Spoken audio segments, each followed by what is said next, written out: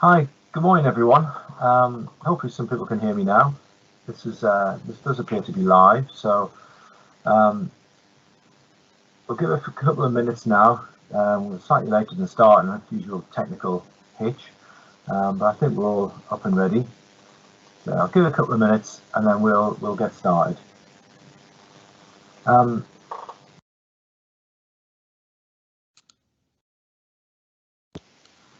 Whilst we're just waiting a few seconds, there should be a Q&A section on your screen. There's an option at the top right-hand side of it to open that out if it hasn't already. If you've got any questions as we go through, please just click on that and type in. And what we'll do, we'll look at all the questions at the end. The other thing that we've noticed from some of the testing of the system that we've been doing is that if you actually do that and click on the screen itself, that's anywhere on the presentation, it will pause the presentation. And we know from someone who did this, it's possible to do that without really noticing it. So kind of, if it goes quiet and nothing happens for a while, and maybe that you've clicked inadvertently on the screen and paused it, and there should be an option to be able to resume that, and it will resume in normal time, so you'll just carry on and see the presentation through to the end. So I think we're almost ready, won't we? I'll give it another minute or so. Melanie, can we see how many people have logged on at the moment? Yeah, 13. Excellent. 13 people out there waiting on this presentation. That's great. Thanks everyone for joining today. It is the first time we've tried doing this as a live event using the Microsoft Teams. So I'd be grateful for any feedback that you have at the end of it, as well as obviously any feedback on the content, which would be great as well. So I'm just going to give it another minute or so, and then we'll get started. I'll keep talking so that people, if they join us, will hopefully hear. Hopefully everyone's able to hear me loud and clear and see you should be seeing the front screen, which has the logo, a picture of me taken, as everyone keeps wanting to point out, some years ago when I actually had not quite as grey hair as I've got now, and then the information about the briefing. And this is the first. For those of you who understood the email I sent out, we're going to be doing a series of these. Obviously, the intention was always to have them at the view, really, in the open plan there on a face-to-face basis. That's obviously not possible at the moment, so we're going to be using this system, and we're doing one of these every month. And the idea is that you try and attend as many as you possibly can. Hopefully, you'll find them interesting and you'll learn something from them. I certainly think this will be more interesting anyway than perhaps doing a click-through animated sort of e-learning module. Right, let's get started then, I think. So my name's Barry Jackson. Let me just get the presentation going. My name's Barry Jackson, and what I'm going to run through today will be the background to the information governance team within N3i. We'll talk about the Data Protection Officer service, which is a key part of the role that we have within the organisation. We're going to describe how the training and awareness is going to work, pretty much as I've actually just done, really, over the next coming year or so, and how we're going to deliver this. And the specific topic of this session will be around GDPR and the Data Protection Act. So each of these training sessions will have a topic. So there'll be a general introduction, general issues and awareness stuff that's going on. There'll be a specific topic. So today's is GDPR, Data Protection Act 2018. And then we'll do a little section at the end on the latest news. And there's a couple of information governance issues around COVID-19, which are obviously to be highlighted at the moment. So that's going to be the format, basically. Let's have a look and get started then. So I'm Barry Jackson. I'm head of the information governance team, and I'm the Data Protection Officer. When I'm talking about the team here, it's not a formalized team as such. There are a number of people and a number of elements that come together to deliver information governance really across N3i and across the customer base that we have. So I'm the Data Protection Officer for the organisation, as well as being head of IG. I have Melanie Mason, who works with me and is running the production of this presentation today. Paul Hillary, who's a CHCP guy who sits on the board of N3i, and he is the Senior Information Risk Owner. That's a very important statutory role, as is the DPO. We'll talk more about that in a moment. But these are roles that have to exist within the organisation from a legal basis. So Paul's the CIRO for N3i. Then we have Chris Wallace, who I'm sure many of you will know. I've worked with Chris in information governance for many years now, and Chris has the lead on the technical security issues, along with many other things that he does as well. Let's talk about the Data Protection Officer service then. DPO came in force with the GDPR when it came into being a couple of years ago, putting on a statutory footing really what an awful lot of people across the NHS were already doing around information governance. So we've had this in place for many years, information governance, and had been doing a lot of work around it. So when the DPO role came through with GDPR, it wasn't really a huge surprise to us. What it does is it creates a statutory function of the DPO, whereas previously information governance had been on a little bit of an ad hoc basis. Organisations did it differently in many respects, but this puts it on a statutory footing, and it's akin, I guess, to health and safety officer or the doing the quality impact stuff. That this is stuff that the law requires you to do now, so it's not just a nice to have, if you like. There are specific functions that the DPO has to do. There are specific roles that they have to undertake, and reporting back to the Information Commissioner's Office is also one of the functions that the DPO does. The DPO service is done for the organisation itself, so I'm the DPO for N3i. But also a key thing that we do is that we provide it as a service for the practices. And this is something that is quite within the rules. It doesn't, each organisation doesn't have to have a different DPO, if you like. It can be provided as a service, and there are many organisations who provide that. When it came in a couple of years ago, GB practices were a little bit taken off guard, and not all of them really quite got to grips with the concept of having to have a DPO. There was a little bit of pushback at the whole concept anyway, but it was clear in the law. They were actually mentioned in the laws as organisations that require to have one. So they filled it in different ways. Some people, as practices, will do appointed the practice manager. Others got in external providers, and it's been a bit patchy over the last couple of years. So one of the things that the CCGs wrote into the N3i contract when they put it out for tender was that the organisation had to provide a DPO for the GB practices. So that's something I do. Now, not all the practices will take up the offer, of course. So by default, it's available to them. It's free to them. It's part of our contract. But some, as I said, who've taken up, who may have already put in arrangements for an existing DPO that they're happy with, will continue with that. Other practices where they're part of a bigger organisation, so a couple of practices that are run by CHCP, they have the CHCP DPO as a kind of umbrella organisation. Same with the ones who work for the Humber FT. So not all practices have our service, although it's available to them if they want it. And I think we'll probably get to around 70–80% of the practices using myself as their DPO. Yep, that's the basis of the service. I guess you'll hear more and more this term reference, this DPO service as a term that's being used. So moving on to the training and awareness, then this is what we're going to plan to deliver over the year for N3i, as this is part of the internal organisational setup. It has its foundations in the Data Security and Protection Toolkit. Used to be known as the Information Governance Toolkit. It was around for 14 or 15 years in that format. A couple of years ago, it was rebranded as the Data Security and Protection Toolkit, reflecting more the move towards technical security as we move everything online, that need, and less of an emphasis, I suppose, on things like data protection, I suppose, and confidentiality and quality control and so on, although they're still a key part of it. So the Data Security and Protection Toolkit is a set of standards that we have to meet, and that we're required, as an organisation, we're required to meet them at an acceptable level.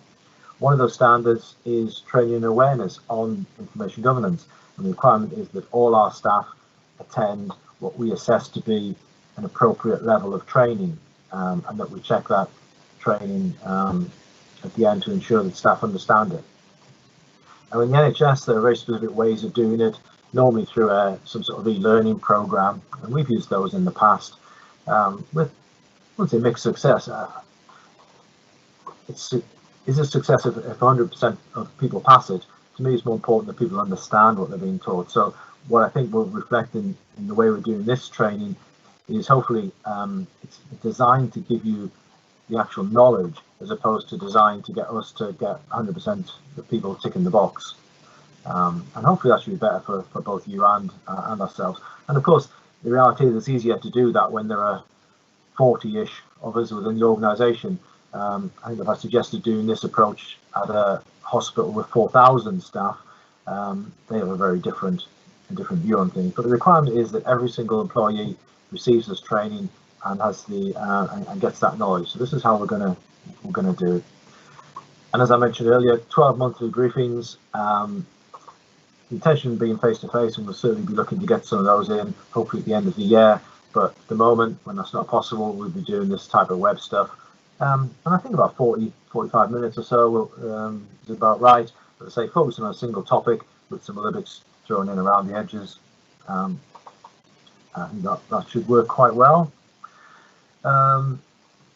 Individuals should, to get a class as their mandatory training, must attend 6 of the 12 briefings that we do. Again, I think that's reasonable. Half hour, 40 minutes or so, and we'll shuffle around the days and the times of them. For those that don't, what we will do is each briefing will be recorded. It will be available on the web. If you can't get to the 6 or the 12 by the time we get through to March, then we'll set a day aside and you can come in and we'll just basically play the 12 presentations to you and you can sit and listen to them. I'm sure you'd rather try and get them as we go along, because that sounds like a really nightmare day to me. But that's where we are. That's how we're going to try and deliver this stuff. Let's have a comprehension test. Yeah, okay. We did this for the CCGs last year, actually. Our web guys just developed a little online quiz that we can do. And it's just to prove that someone out there is actually listening to me, I guess, and that you do take some of this stuff in. I think you guys will do. I don't see any issues or problems with that. It won't be overly taxing. So it's just we have to test that as part of the requirement of having everyone trained. We have to ensure that they've understood it as well. We've got newsletters and briefings that we're going to do. I'm not a big fan of newsletters, as many of you will know, or if you heard me talking about this. I'm absolutely convinced that no one ever reads past page 1 of any newsletter that we produce. So the newsletters that I have done, I prefer to call them briefing notes, if you like. They're single page. If I can't get on a single page, then I've got too many words in there and it's not worth doing. Single topic, single page documents. I've done 12 so far. They're all available on our SharePoint site. Listed 1 till 12, but also in the title I tried to get a bit of information about what they're actually there, or what the content is. So there's one on working from home, I think. There's one on the COPE notice, which we're going to mention in a moment. There's one on Caldecott. So you get a feel of it. There's only 12. I'm going to be producing these on a fairly regular basis as we go along. So just pop onto the SharePoint site and have a look. And they'll obviously link in with the stuff that we're talking about in the awareness sessions as well.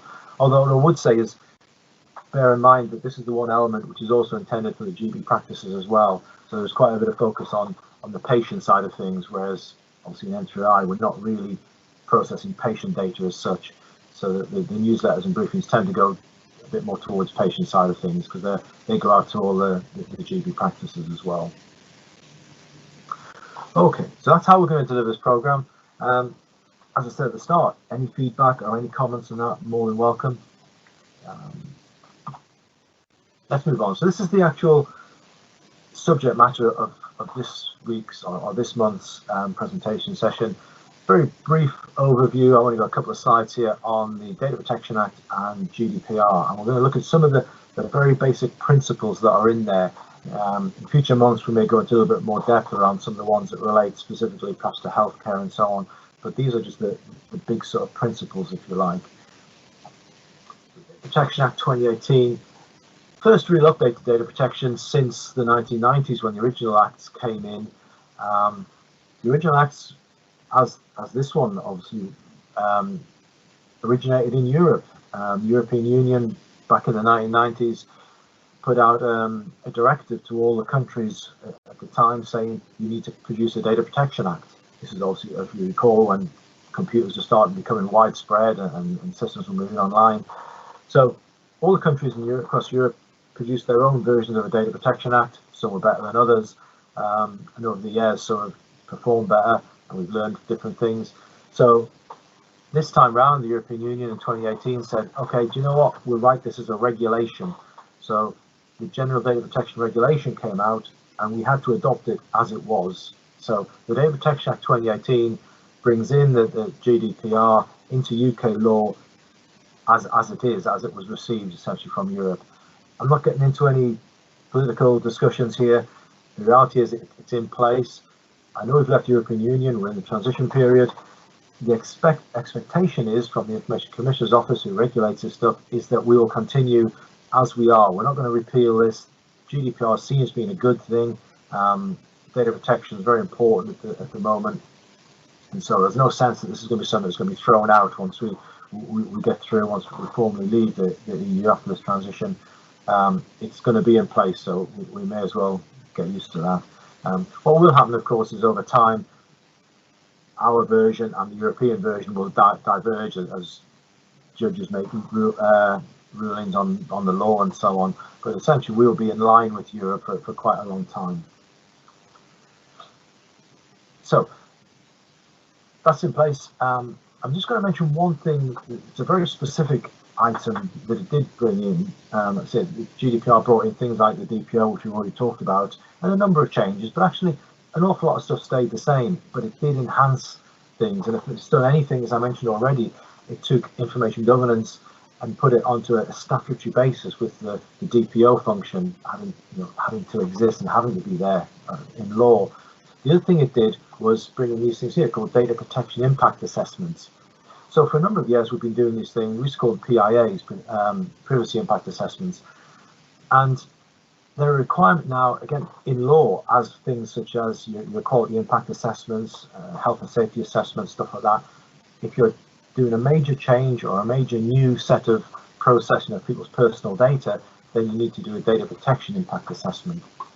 I'll give you some examples here. So I've done a couple already for N3i. I did one when we first started up for the use of Rota Cloud.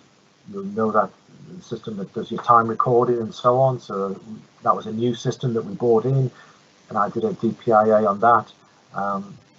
And also I've done one on working from home. That's a major change to the way we work and the way we process data. Therefore, it was appropriate to do a DPIA on that. And what it does is it allows you to identify the risks. That's the key thing. So is there anything we haven't thought about here? If we're going to do this, what are the impacts? What will happen? How will data protection be affected? And as I say, and most importantly, what are the risks that come out of that? Are we increasing the risks by doing something? Or are we putting more protection around data? And if we are increasing the risks, do we need additional controls? And all of those things should be documented. So that's where we've done them internally within N3i. If you think of the majority of things that we come across will be as a service provider where we're doing stuff to other people. So we're working for a CCG or for a GB practice doing something. In that scenario, they're the data controllers and they're the ones who should be doing the DPIA.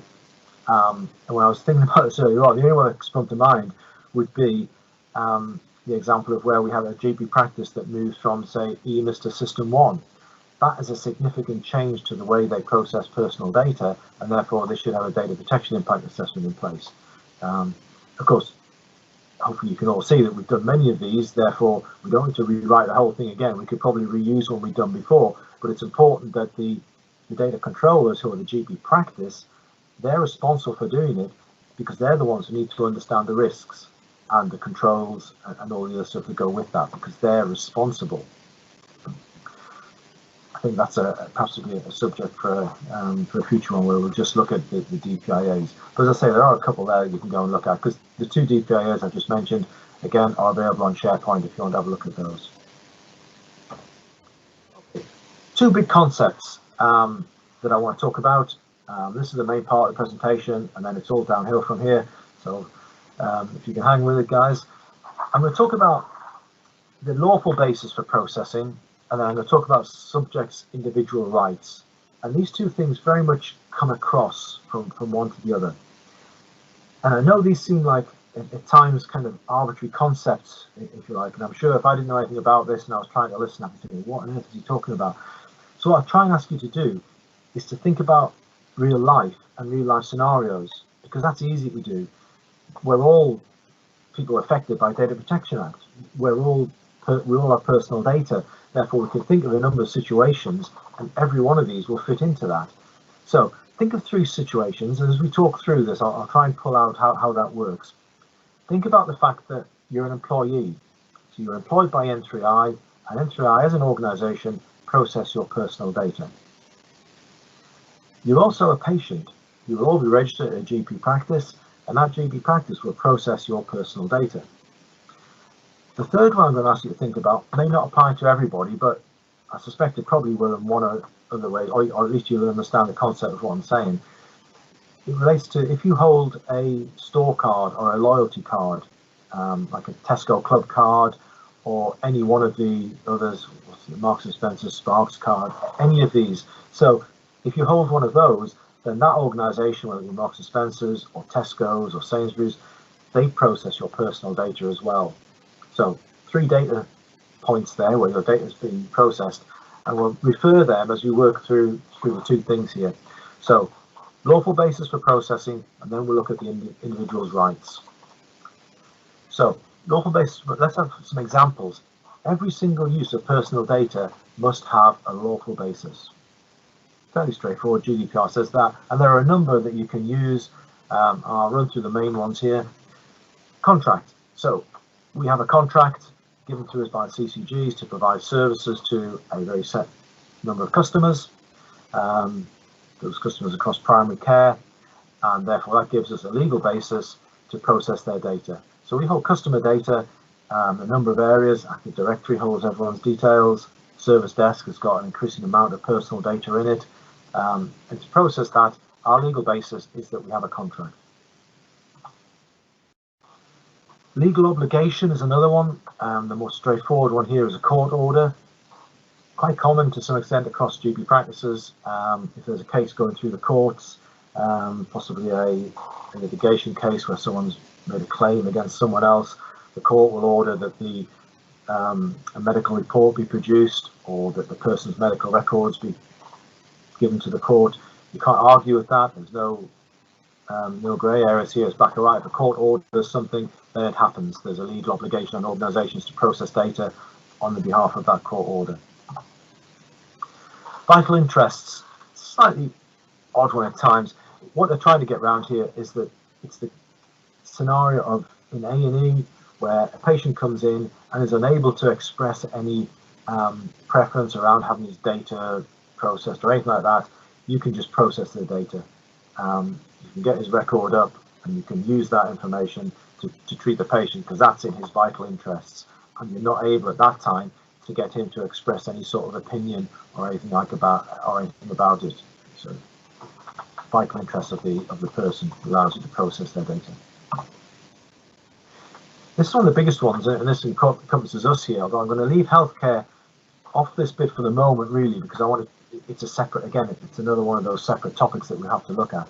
But where you have a public task, this is across the public sector, really, councils, it applies to some private companies, such as water companies, because they have to be able to process the data, your personal data. So you buy a house, the water company that provides the services to that house has to know who you are to be able to send you a bill and to be able to deal with you as a customer.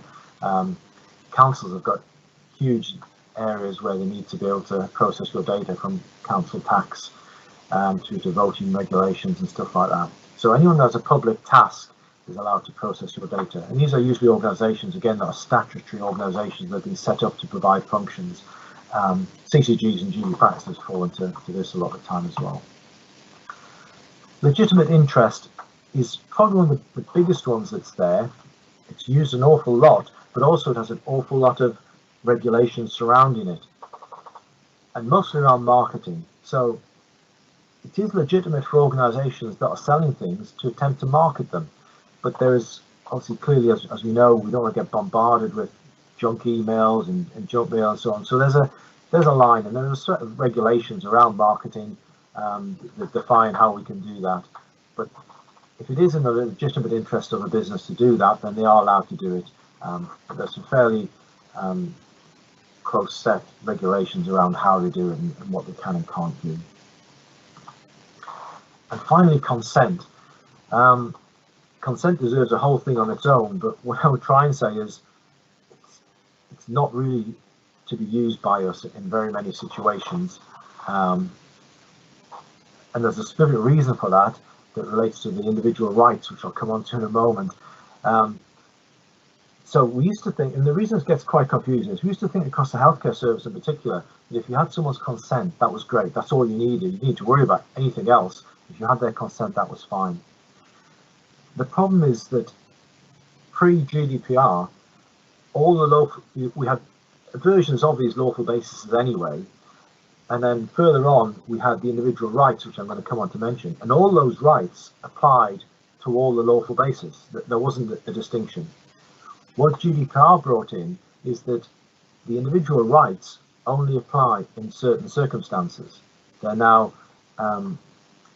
they can now differ between the different lawful bases, and consent is one where there are certain things that you can do. The main one being no, hang on, sorry, I'm skipping myself ahead. I've got that in the next slide. We're almost done, guys. Please stick with me. I know this is a bit confusing at times. Hopefully it isn't. Hopefully I'm trying to make it as clear as we can. Consent is a lawful basis for processing. That's your store card one. That's where your store card comes in. You give consent to Tesco's when you sign up for that store card for them to process your data. And there are lots of other areas as well, but that's the obvious one. But it doesn't apply to many others. And I'll come on to mention that in a moment. They're the lawful basis. Now let's look at your rights. You have the right to be informed. Well, again, across healthcare, I think we've been fairly good at doing this over the years. There's a concept that we talk about sometimes called no surprises. And that really says that no one should ever be surprised about how their information is used. And it's as straightforward as that. And it's a test that we can all do. Because if we come out and say, I'm surprised that happened, then chances are something's gone wrong in the process somewhere, or we've missed something. And generally, we'll have missed the privacy notice. So how many people go at their GP practice and read all the notices on those notice boards? Very few of us. But one of those notices on your practice notice board should be the privacy notice. It should also be in their website, of course, as well, as it is on the N3i website. We have our privacy notice on the first page. But the privacy notice should be there, and that should explain all the ways in which your information gets used. The problem with it is it's designed to be short, concise, easy to understand, but I did see a version of a GP practice privacy notice recently that ran to 35 pages. So there's a bit of a conundrum there in terms of how we deliver this stuff, but people do have a right to be informed. The right of access, subject access requests. Now this is a massive subject which I've got a presentation for fairly soon. I'm talking to the GP practices about it. It's the bane of their lives. It causes them endless problems, but it is an individual's right. The right to access all the information that's held on you by someone who's processing your data. So think about 3 little data stores earlier on. You can go to your GP practice and you can ask to see all your data. You can go to your HR department and ask to see all your staff employment record. And you can go to Tesco's and ask to see all the data that they hold on you, as the fact that you've signed up for one of their store cards. There are exceptions to that. Again, that's a separate thing that I'm going to cover off in another one. But this general right of access is there in principle. The right to erasure.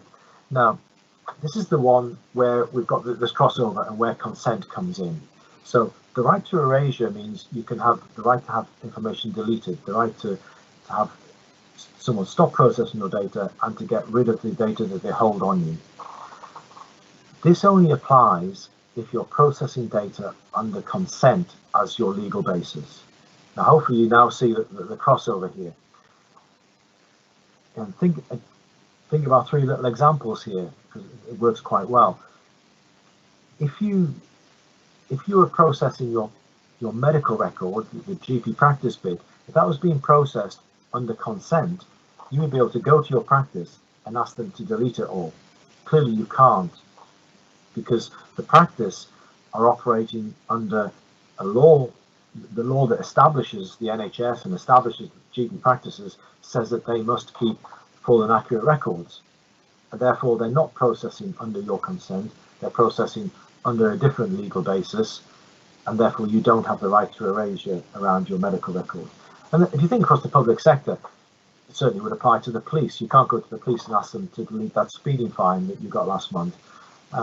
It just wouldn't work. So the right to erasure only works where you've got consent. Yeah, the employment bit, if you think about that again, so you can't go to your employer and ask them to delete your data.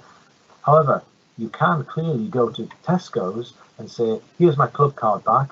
I want you to stop processing my data, and also I want you to erase all the data that you are holding on me, because you're processing that on the basis of my consent that I give you when I signed up for the card. So hopefully that's clear. If it's not, we'll go into these further. The consent is a big one, and it can be confusing, and also because GDPR changed it. It used to be something that we used to think was really good across healthcare, and now it's not really appropriate at all because of that, the right to erasure. We simply can't do that for loads of reasons across healthcare. We can't delete people's personal data off our systems, and it'll be wrong of us to try and do that. Okay, that's more than enough data protection and GDPR stuff for one morning's briefing. Let's have a quick run through of some latest news stuff, and then we'll be wrapping this up. So, latest news then. Brexit. It's still out there, guys. It's still about to happen, but it's happened. We have left the EU. We're in the transition period now. And at the end of the year, we will leave, or that transition period will come to an end as well. And there's also the potential of a no deal during that period. So, we did an awful lot of work on this last year when the no deal bit was potentially going to happen at any time. And our assessments at the time really haven't changed that much. I mean, I've done a review of them, but actually GP practices and CCGs and primary care aren't going to be hugely affected.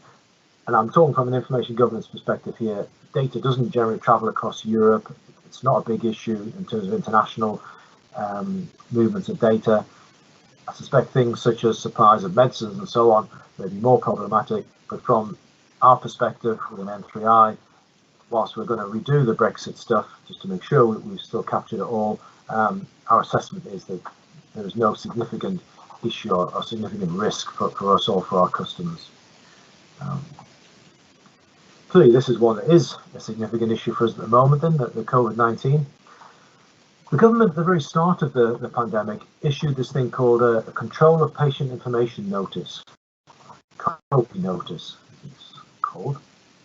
I would say this very much does relate to patient data, and there's a whole fact sheet on it. If you go onto the SharePoint site and look up on there, I did a whole briefing on just this one topic.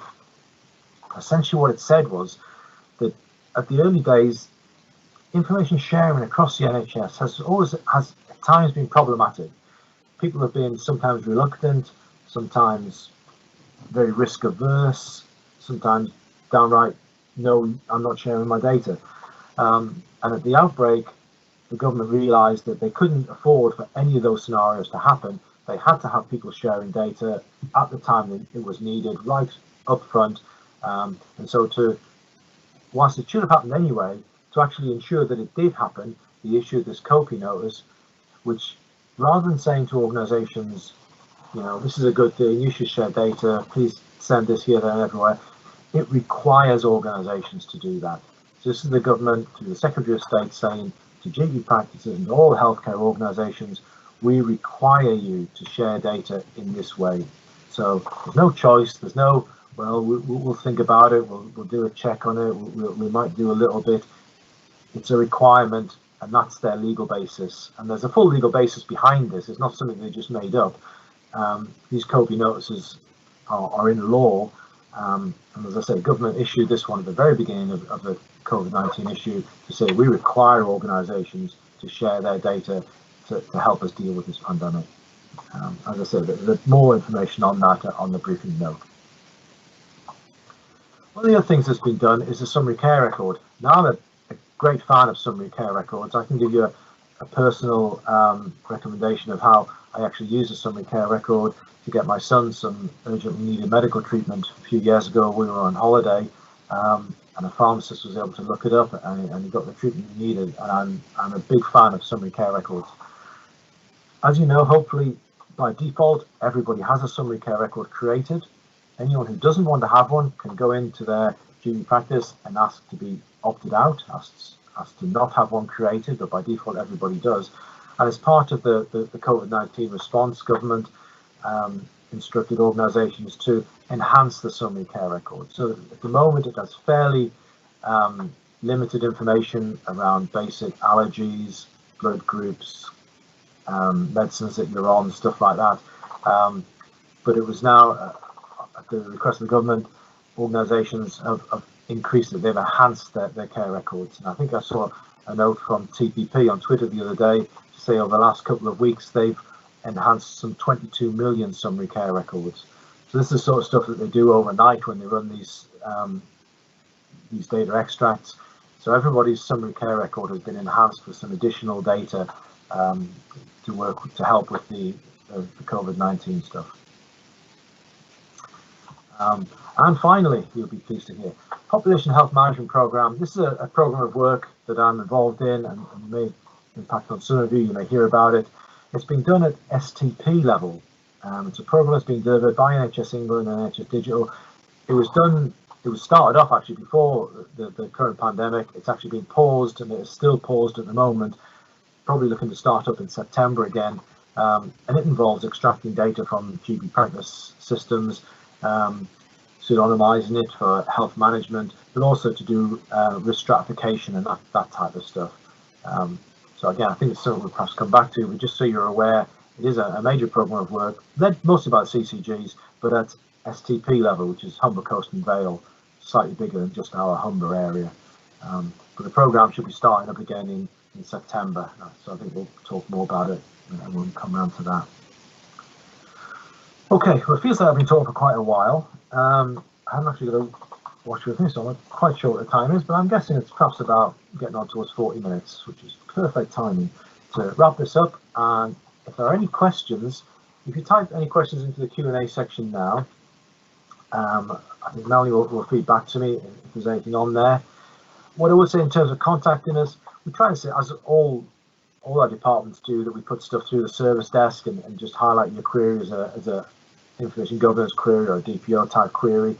Having said that, we're a small organisation here. Many of you hopefully know me personally. More than happy for you to drop an email to myself or Melanie if it's a specific issue or any sort of feedback, as I said at the beginning. If you have any feedback on this, that would be absolutely great. Either the quality or the way the presentation worked or the content of it. It'd be lovely to hear back from people, just hear what you thought. And hopefully we'll improve these as well. And then hopefully in some time, not too distant future, we'll actually get to be stood in front of you and talk to you and see everyone's faces, which will be nice. Melanie, can I just ask if you can feed back to me on any questions? Unfortunately, I can't see the Q&A bit on my presentation screen, so I'm relying on Melanie here to pass this on to me. Hi everybody. Barry, obviously you've been that clear in what you've presented that nobody's asked any questions. Excellent. Or they've all fallen asleep, or they're all totally baffled as well. Well, there is that, yeah. Okay, guys. Well, I'll let you get away. Thank you all very much for listening. If you do have any queries, please have a look at the SharePoint stuff where I put those briefings. We'll make this presentation available on there as well. And please feel free to drop me a line and let me know how it all was for you. Thank you very much. Cheers, guys.